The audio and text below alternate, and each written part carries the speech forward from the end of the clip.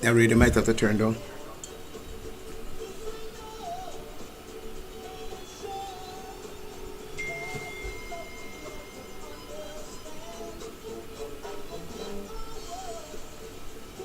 Hello. I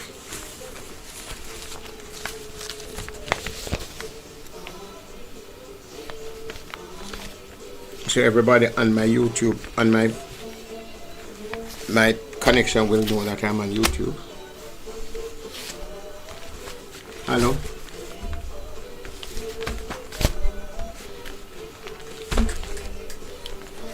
Okay. Good afternoon. Good afternoon. Good afternoon. I hope this afternoon I find you all well. Feeling a little bit ragged here, but I'll try and get myself properly put together piece by piece. So how are you? And good afternoon to you. I have not spoken to you directly and personally over the last couple of weeks. And that has been because, of course, we were right in the middle of the silly season with the elections and all that comes with it, and the preparation and the excitement, and the other, things that happens on the side. But it's all behind us now, because once we are in an election mood, it tends to cause a lot of things to happen and some things not to happen. And, a lot of people are not quite themselves because they're so politically charged and, and drunk in terms of their party and their philosophy and their, well, I don't know about philosophy because I'm not sure the two parties' philosophy really differs from each other. But they seem to come out with manifestos which, is anything you can do, I can do better. I can do anything better than you. And of course, they use a platform to say, no, you can, yes, I can. Just like the song says. But it was quite an interesting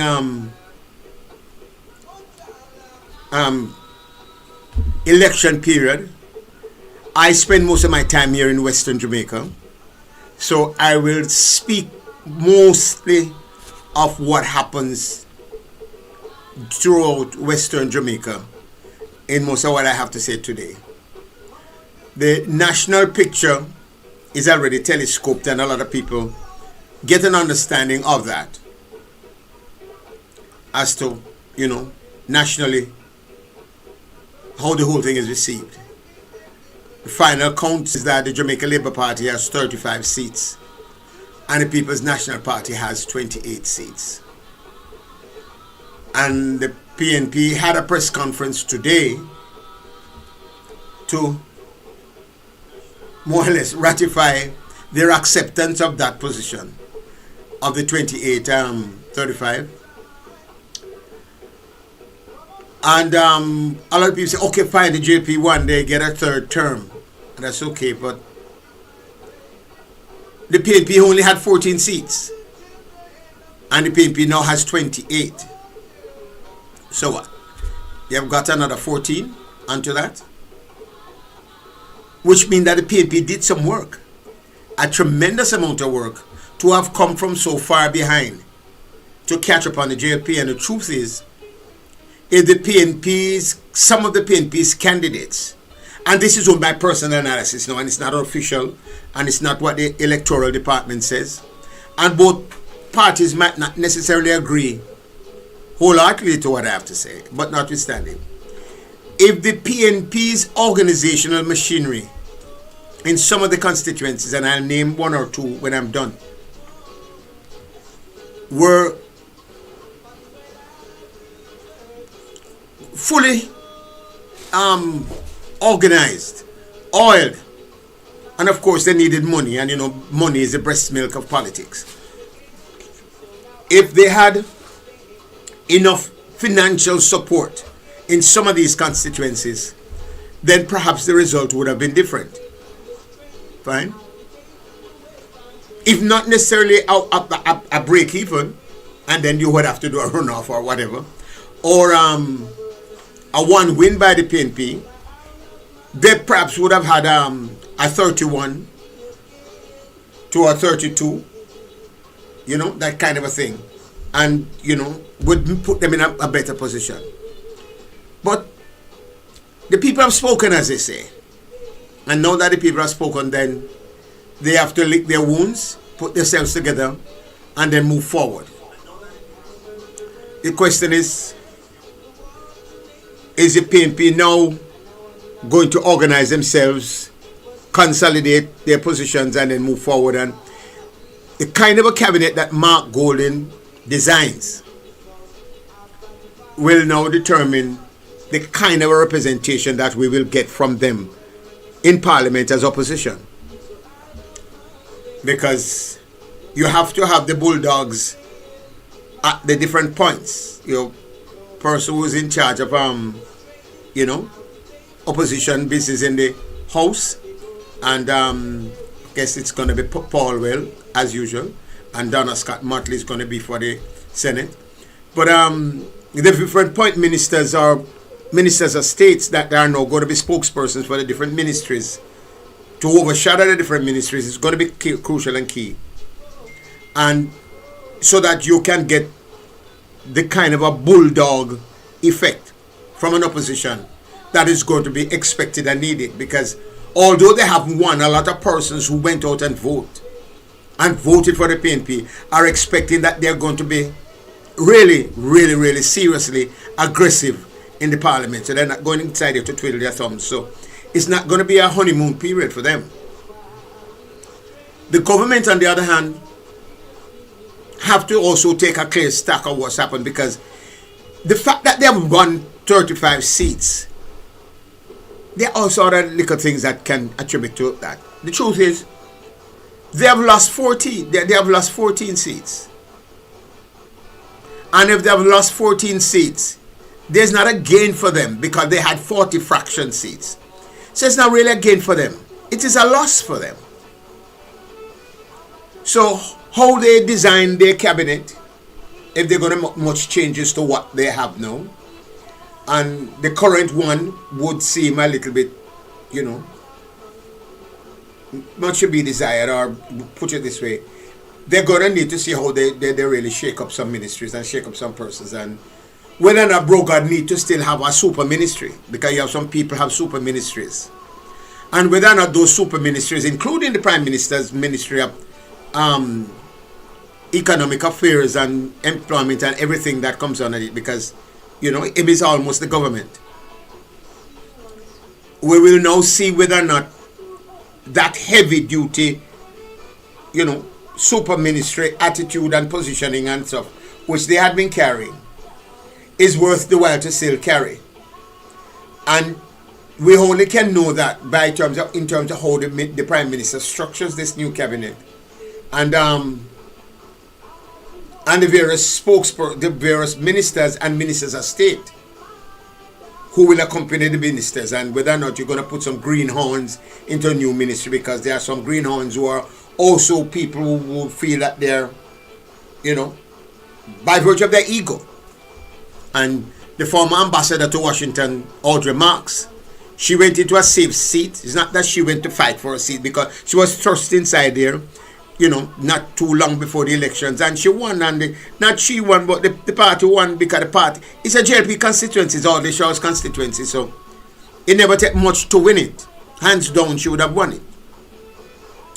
But I think she's one of those persons who carry, charmingly and a smiling ego, that she might want to see herself now being made a minister, a full minister. I'm not doubting her competence, but I'm sure that at this juncture of the party, and if the Prime Minister and the General Secretary of the party clearly understood the message that came from the electorates, one, coming out of the local government election where they basically lost the local government elections, because the PNP won the popular vote and tied the whole thing and got a lot more seats than would have expected. It tells you that the citizens, the populace, the population, the voters, both the JLP voters, the PNP voters, and that almost 2/3 majority of Jamaicans who are really the winners of this election, who never voted. Because it is really a serious case of voter apathy if only 37% of the voting and expected people with the right to vote really came out to vote. 37% or nearly 38%. Tells you that there's something wrong. People that are interested in the elections don't want to vote because they don't trust either parties. They don't see a difference, and they don't. The level of expectations are not much. Unless something happens and changes seriously, the PNP is going to have to do something differently and seriously, seeing that they seem to be on the upward trajectory. But the Jamaica Labour Party will have to really wheel and come again. They're going to have to make some serious assessment of themselves and their candidates and their policies and implementation of policies and meaningful policies too, and how the benefits of these policies reach the populace, reach their party supporters, reach the population generally, reach the PNP supporters too, because they are all Jamaicans, they're all a part of the same mix. So the JLP is going to have to do some serious thinking through in terms of, one, ministers, the choice of ministers for the various ministries, and the crucial and the critical ministry, the Ministry of Finance, the ministry that is responsible for social development and, economic affairs, the Ministry of Labour and Welfare, and there's some labour issues which needs to be fixed. Because to talk about you're going to give 35% or 40% or $35,000 increase, move minimum wage to $35,000 is a joke. It's a hoax. Because when you have a teacher who can hardly find lunch and bus here to go to work, and she's going to, because she has to go to work, she's going to have to take in a helper at $35,000 a week. That is $100 and something thousand a month for the helper. Nice and good for the helper. And nothing is wrong with the helper getting $100,000 $100,000 a month. That's okay. Or 120, 130. But what will the teacher use to pay the helper? And how will she be able to take care of her family? And take care of her light and her water and her internet? And God bless the internet, all when you come, you have to pay for it. Because flow is a disgrace right now. I am suffering tremendously from the lack of internet from flow, or adequate internet from flow. And you can ask them. I have reason cause to say that. So this $35,000 minimum wage is nice and it sounds good, but I would like to see them be able to afford it, because you have to go give the teachers and the policemen and the security guards and the other rest of working people, civil servants who are below a certain level, a substantial increase across the board. So what we're talking about? We're talking about inflation. Unless they're able to now curtail the import bill and say to the nation, say, listen, we can't eat your cake and have it. We can't import apples and import grape and have those things on the supermarket shelves and on the thing. We can't do some of these other imports and expect to be able to carry a wage bill that is going to be, horrendous. So we're going to have to look at how we deal with local consumption some more, how we deal with local productivity, how we increase the productive level of the Jamaican purpose and workers, how we have to look at the agricultural sector, how we have to look at the other sector, because the BPO sector that they have there, the young people in the BPO sector, a lot of them just go inside and then come back out. Some of them only keep it by virtue of the fact that they don't want to stay home and feel workless. But it's $62,000, $165,000 and $70,000 they're getting per fortnight or per month. Some of them getting that for the month. So that is not whole for money. And you calculate $62,000 Jamaican in US dollars and see where you go with that. Say if you pass $400 for the month. You understand me? Say if you pass $400 US for the month. So we're having a serious quagmire. So the government is going to have to look at how they're going to be structuring a budget, look at what the priority areas are, look at how they are going to challenge the nation to produce somewhere, and not talk about, oh, we give the highest this and we give the this and we give the that. They don't give crap, because it's talk about the highest employment level. A foolishness. Who are the people that you call that you give the most highest employment level? Quite a substantial amount of the young population, not under they don't call in the national census of nothing, because a lot of them are making money online through internet, apart from those who are scamming. And the scammers one, them and them friend have their own private business. They either have rent a car, or them have some shop, or them have some things running that they not, and they don't count into the numbers. So it's highest percentage of who that are employed, or where you talk about you push unemployment down too. So it's a non-argument. So, and they can use it for glossy, political mileage. But when we look at it realistically, when they come down to brass tacks now, let us see where they're going to be moving to and how they're going to move towards, because they've got to, come with a decent budget, and they're going to have to get themselves organized in a very serious way to see if they can meet the demands. Because a lot of the people who voted, they never voted because they necessarily love Andrew. They want more. They want more. They want better. They want better than they have been receiving. They want Bakra. They want Bakra master in wife, the dog, and the puss. And if the rat get caught to anything, I saw it go. So they want it all and more. So this excitement about, yes, they have a third term is good, and I don't have a problem with getting a third term as long as they take the significance of the voting and the situation that came out of the election and don't figure say it is a victory and a plus to them. But the people are making a very serious and fundamental statement if they lost 14 seats. They are making a serious comment that the Prime Minister's constituency was the last one to be recognized as having been won by him, because he was trailing behind the PNP candidate for most of the whole process. And I hear it is going to be contested in court. If it is true, is a matter for us to listen for, because some people say the Prime Minister lost his seat.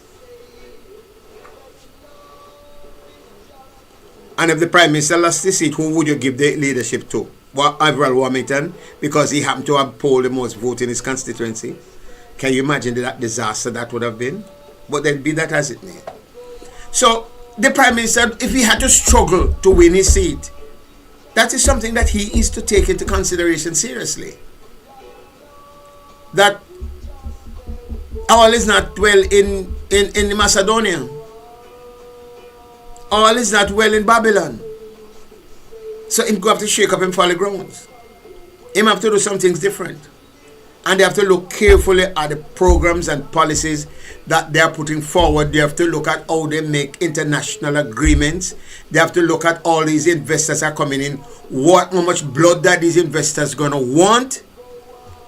And if they're going to want blood and their DNA and everything, you have to decide what you give them and how much and what we get and what the population gets and what the nation gets. You got to think twice about how you're going to deal with the bauxite levy. The other aspects of the national treasury, the national, our patrimony. We have to look at those things. I hear there's copper being mined into the, up in the hills of Trelawney, in the cockpit country. What's that arrangement like? What are going to be the benefits to Jamaicans? How much of what have you found in terms of the different grades of what copper are graded to be and what it can fetch on the world market? And what does that mean for the people of Jamaica? Not just the people of the cockpit country, but the people of Jamaica. What kind of benefits to come from that? Come next week, there's going to be a major agro investment forum where the government is going to be talking to you in the diaspora, Jamaicans in the diaspora, to say, listen now,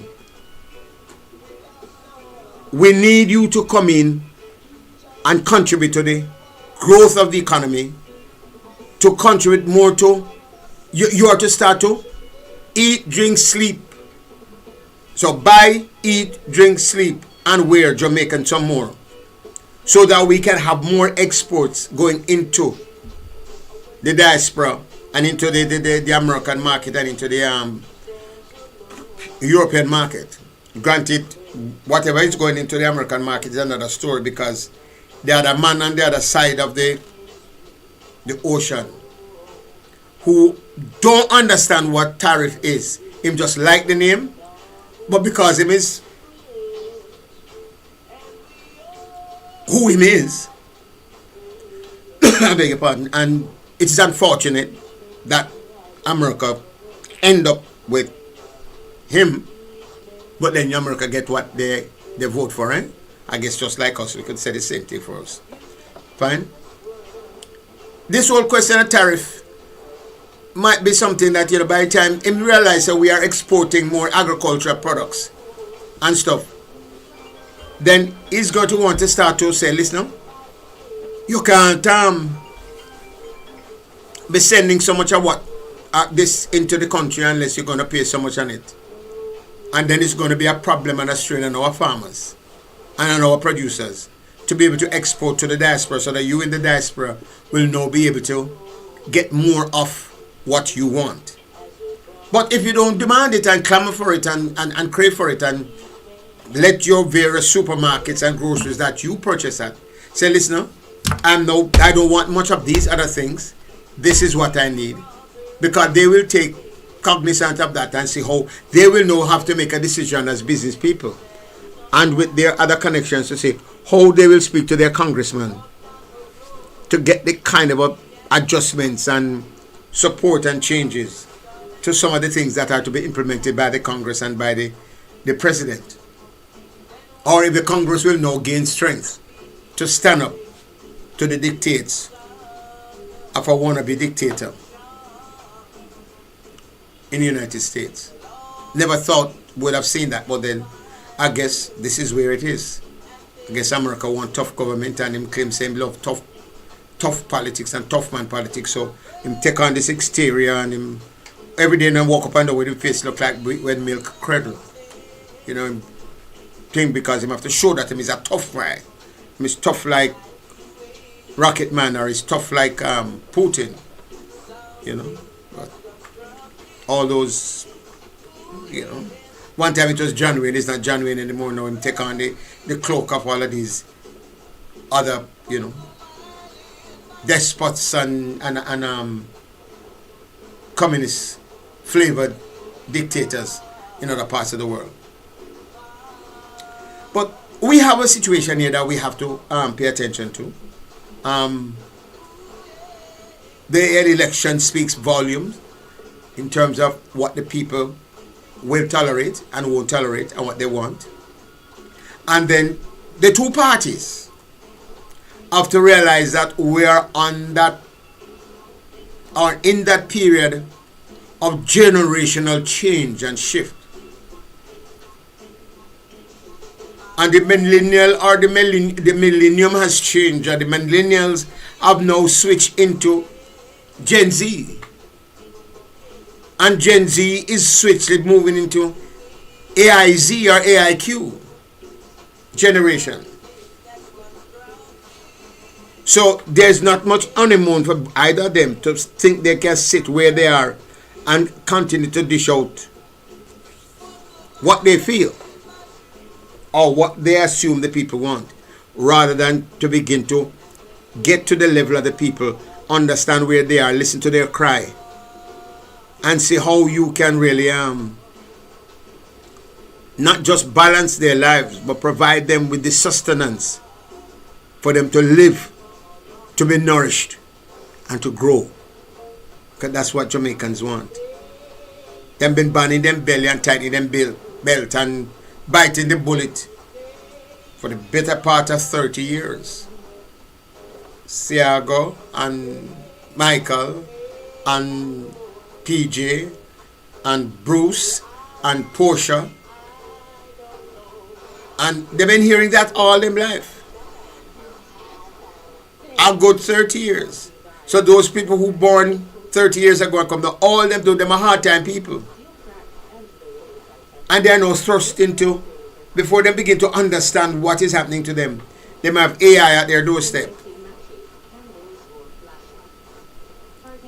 So you have a generation that,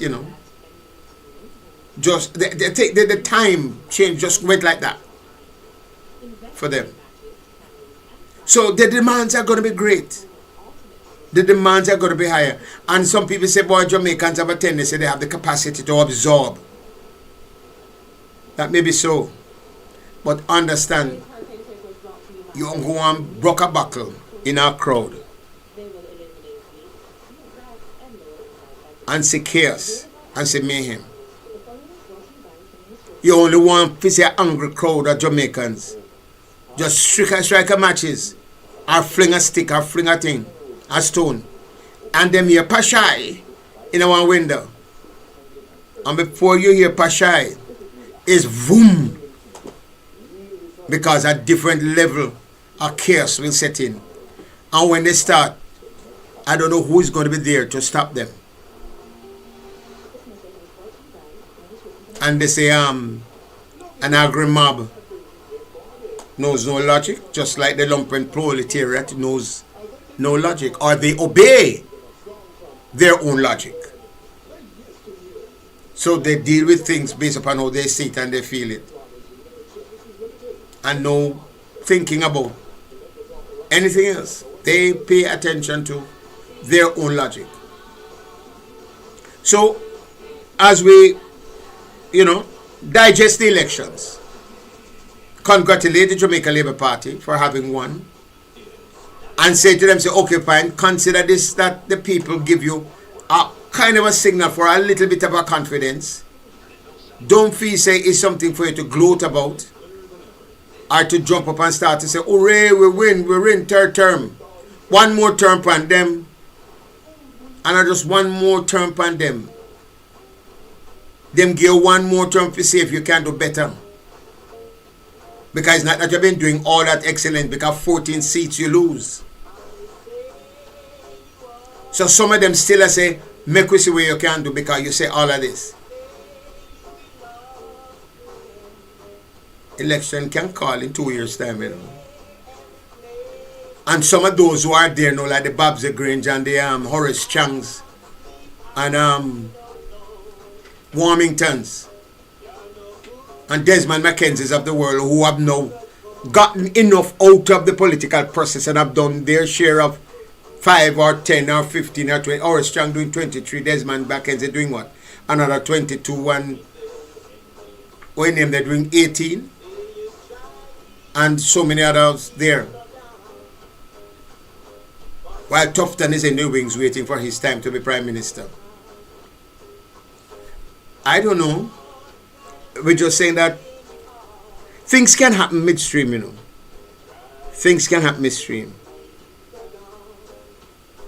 Things can happen midstream. And the fact that some people have been sitting in what they call garrisons or garrison constituencies must also understand that the people in garrisons, the generation in the garrison is changing, And the younger ones in the garrison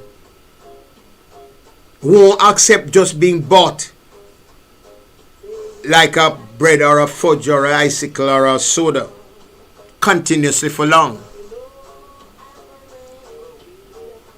Because everybody want to drive a car. And then they still want Pro Box either.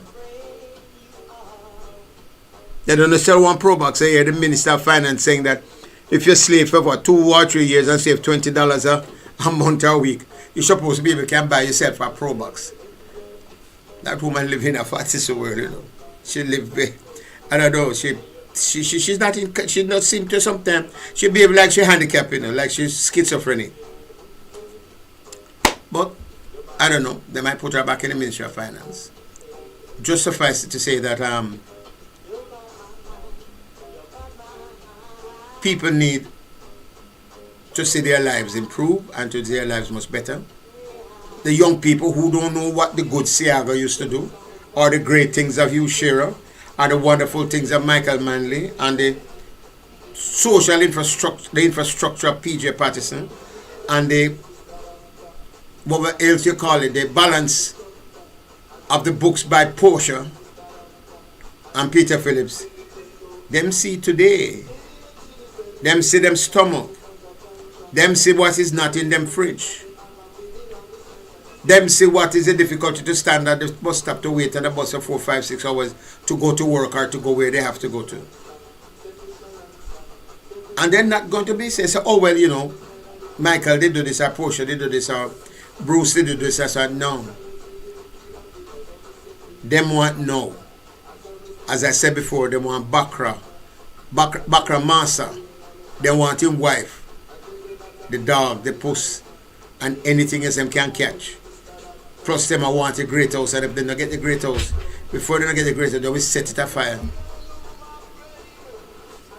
But we're not speaking violence, and we're not suggesting that people should get, you know, to that level. But we just want the powers that be to understand that is not honeymoon. And the level of corruption that has been purported to be taking place in the halls of government during the last administration, Prime Minister's got to have to do something about that. And he has got to start with himself, because there's already the perception that he's corrupt. I don't have a fact, I don't have no evidence, but the perception is out there. Not me say so. The rest of everybody's. And the fact that this Integrity Commission, which he established, have not yet approved his finances for the last 3 years, sends a message to the rest of us that the Prime Minister is not straight. Them not saying a criminal, you know. But at the same time, if they cannot approve and he has not given them enough evidence to satisfy how he get enriched to the level at which he's enriched since he's in office and for each year while he's in office, then it leaves questions unanswered, which he has a responsibility as a leader of the nation and somebody who wants to sit in the chair as a CARICOM leader,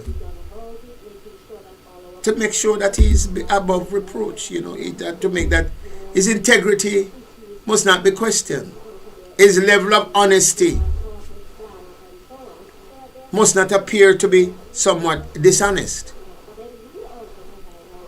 So he has got to get that matter cleared up.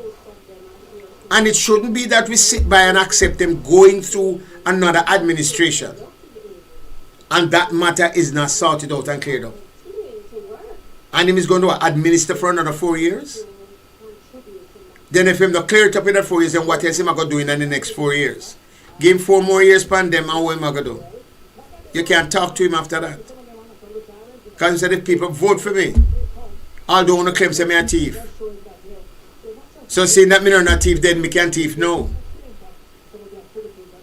And nobody answer not to him. Well, him not have a 49 majority or 46 majority or 44 majority. Him only have 5 majority. 5. And not when him did have 15 or 20 or 26 people, so they can just run in a parliament and just boom, boom, boom and approve something. You have more people inside here to stonewall. And the opposition must understand that they are not going there just to sit down and oppose. Because all of them are going to get some are benefited from the salary increase, the 300% salary increase where Brogan and him friend them get it, you know. Parliamentarians got a substantial increase too. And councillors and senators. So they might get at least 5, each of them might get at least, the councillors, they might get about $5 million or more up a year. So they might get a $400,000 to $500,000 salary a month to look after the needs of the population and the people. So let me see what happens with that. I will hope that my engineer will make sure that him double check with his engineer in the station TC might wish to speak to him. But just want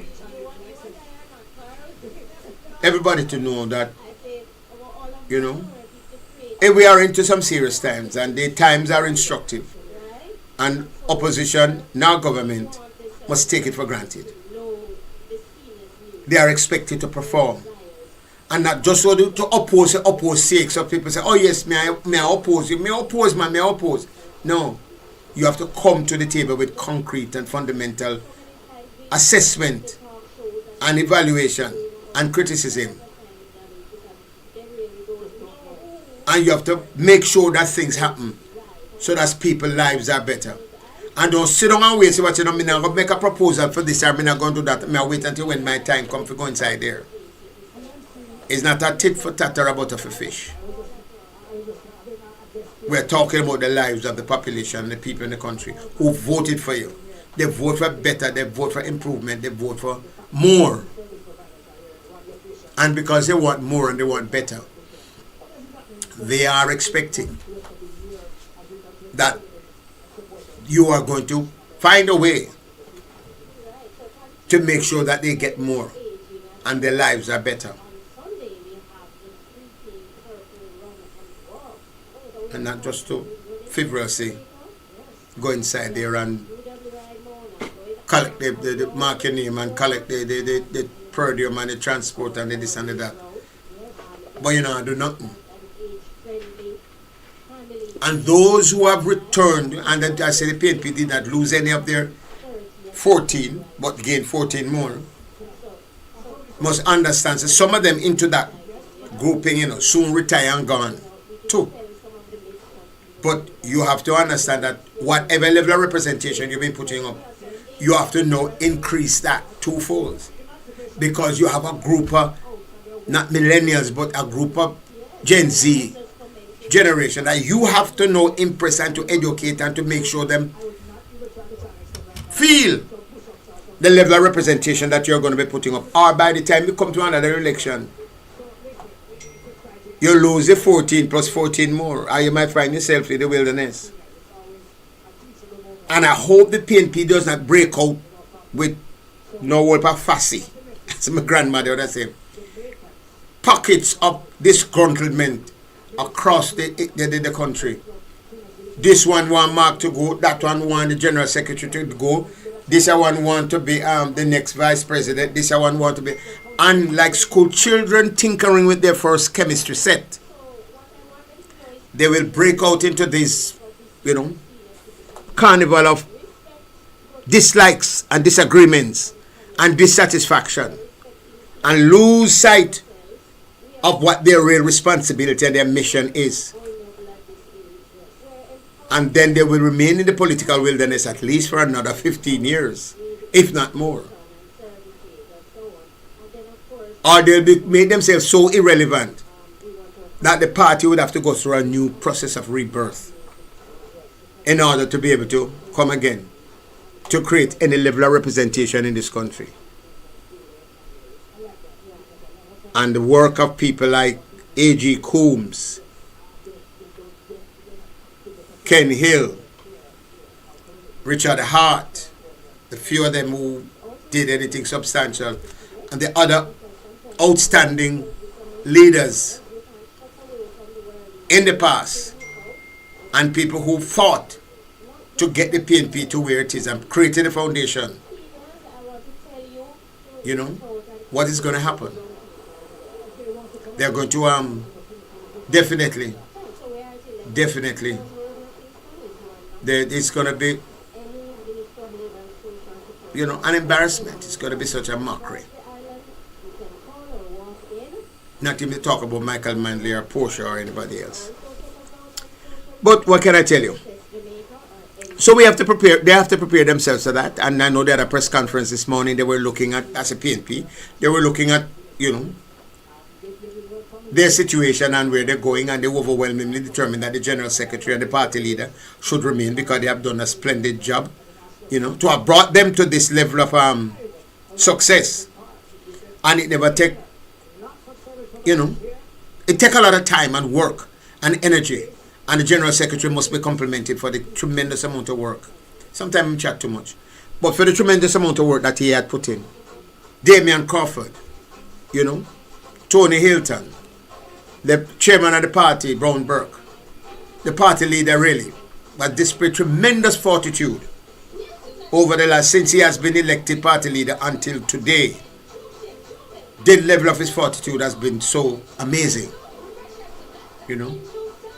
But he took on the responsibility and he decided that he was going to marshal it to the end. And let me see how far it takes him, if we can take him into another general election.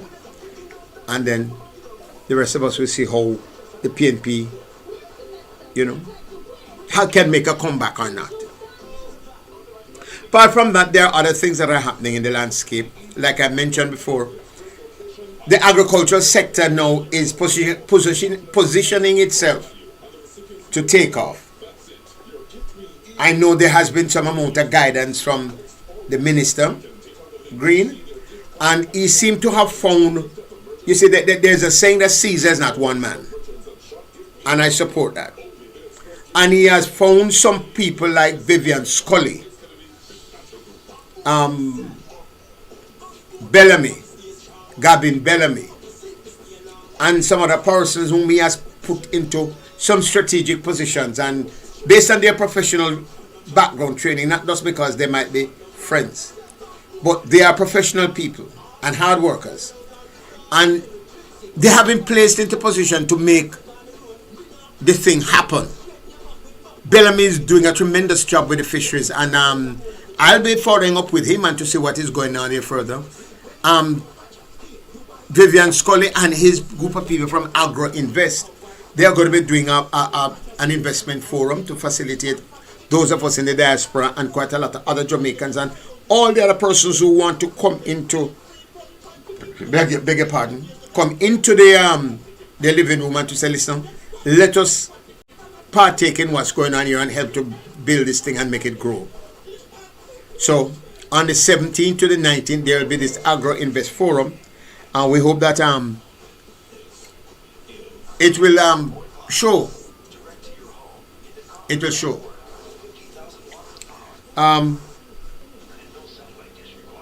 We are going to be spending some time with this show to look at some of those areas in agriculture and how the economy is growing, where it's going. And we're going to be also looking at some other aspects of the tourist industry and to see how we can find a way to galvanize more of you in the diaspora towards investing and participating into meaningful investment in Jamaica in more ways than one. We're going to make it our business to find you, to give you the information. My engineer, you need to talk to the people in the engineering room. They're trying to reach to you.